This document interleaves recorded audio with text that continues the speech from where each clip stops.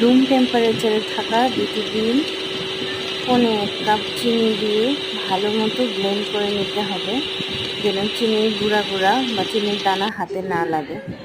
তারপর হাফ কাপের কম তেল, 1 চামচ ভ্যানিলা এসেন্স দিয়ে ব্লেন্ড করতে হবে। এবার শুকনো ইনগ্রিডিয়েন্টসগুলো চেলে নিতে হবে।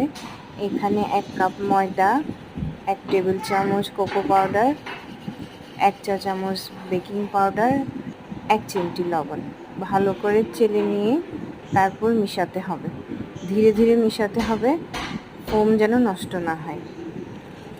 তারপর হাফ কাপ গরম দুধে একটু কফি মিশিয়ে সেই গরম দুধ ঢেলে দিতে হবে। এই গরম দুধটাই কেকটাকে ময়েস্ট করবে। হয়ে গেলে কেক বেকিং মোল্ডে নিয়ে ফ্রাই প্যানের মধ্যে দিয়ে দিয়েছি। ঢাকনার ছিদ্র অবশ্যই বন্ধ করতে হবে। তারপর